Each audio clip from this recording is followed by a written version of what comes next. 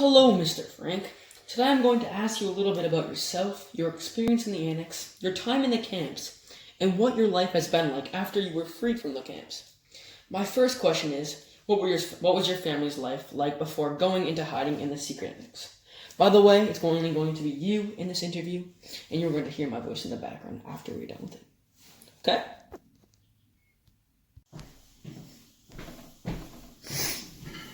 Well, hello.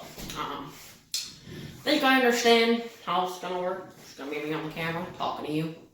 Normal conversation, but anyways, my family's life was great before the annex. We lived as a normal family in Amsterdam, Netherlands. Anne and me went to school, and I owned a company called Pecticon that sold herbs and spices used to produce sausages. We celebrated holidays, had many friends, and shared many laughs, just as any other family. As lives for Jews continued getting worse and worse, what made you decide to go to the annex, rather than any other place, or even fleeing somewhere safe like Switzerland? Well, I chose the annex because it was my own business previously, so I knew the place, I knew the layout, and I knew the annex would be an appropriate and perfect place to hide. Mr. Kreller and me worked and owned the annex at the time, and I could trust them to bring us food and keep us safe. We did not flee the country because we felt that it was too dangerous and that there were too many Nazis that would be watchful and could possibly catch us while trying to escape the country. When you finally chose the annex as where you intended to hide, how did you decide when you were going to go? We chose to go to the annex on Monday, July 6, 1942, which was a regular day. We left the house as it usually would be, and we only brought what fit on us. Our goal was to make it seem as if we fled to Switzerland, and as for the specific day, we just chose a regular day when everything was prepared. How did you make it seem like you fled to Switzerland?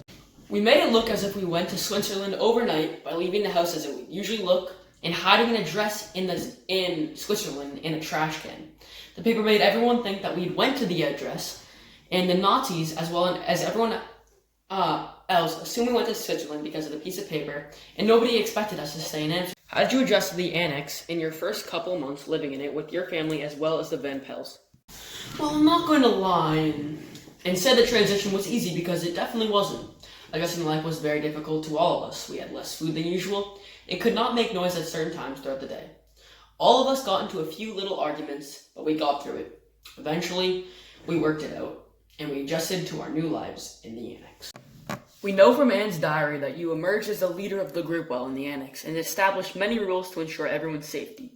What rules did you make, and what was the thought behind them? I made multiple rules that we had to follow. A few of them were we must remain quiet from 8 to 6, avoid using the bathroom or running water during the day, prevent throwing away trash, and never go downstairs. I made all these rules to ensure that nobody would hear us during the day. Although there were a lot of rules, I was only looking out for our safety. What did you guys eat on a daily basis while in the annex?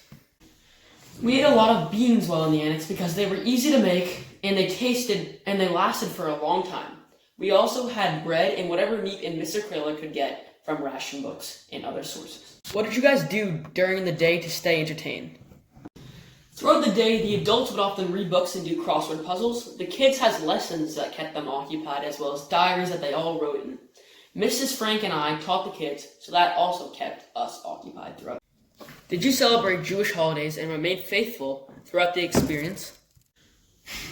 Although you may think the Holocaust may have made us doubt our faiths, I feel that we relied on our faiths the greatest during our time in the annex. We prayed often while in the annex and celebrated holidays such as Hanukkah. In the diary, Anne talks about a thief. On the day that a thief broke into the building, what did you all do, and did you immediately know that it was a thief that had entered the building? We heard someone walk inside the building. We immediately knew that it was out of the ordinary. We did not know it was a thief, however. We thought maybe it was me coming late for some reason, or in fact it was actually a thief. We remained completely silent the entire time. After a couple minutes went by, and nobody knocked on the door of the annex, I knew it was a thief. Could you briefly describe to me the day you were caught? We were found on August 4th, 1944. I knew something was wrong from the start of the day because Meep hadn't visited for 3 days, the telephone downstairs had been called twice in a row, and nobody was at work on Friday morning. The Nazis stormed the building after they rung the doorbell, They allowed us to grab only what we could carry, and we were each sent away to different camps. After the war finally ended, how did you learn about your family and friends' fates? I learned about the fates of my family and friends by asking other survivors about their experience in the camp and if they knew any of my family or friends. I asked tons of different people and eventually found out about what happened to everyone. How did you feel after the war when you found Anne's diary when you returned to the annex? Well, when I returned to the annex, I was originally heartbroken, and when I saw my family's items and clothes, I began crying. When I found and read Anne's diary, it made me feel much better because I got to learn about her inner thoughts and how she felt during the time in the annex. Her diary was very helpful in dealing with my emotion at the time. And still to this day, if I ever get upset, think about the lost lives, the Holocaust, my family and friends, I will read the annex to comfort myself. How did you get Anne's diary published? After I found the diary, I rewrote it in German because it was originally in Dutch. I then shared the copy with many of my friends, and they convinced me to get it published. I got it published on June 25th, 1947, and it was originally called The Secret Annex. To end this interview, I would like to know what you learned from your experience in the annex that you would like to share with others around the world.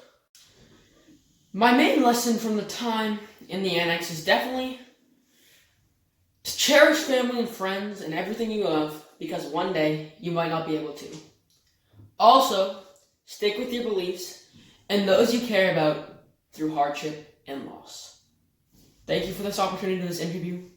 Tell the world about my experience in the annex, and thank you very much for this experience.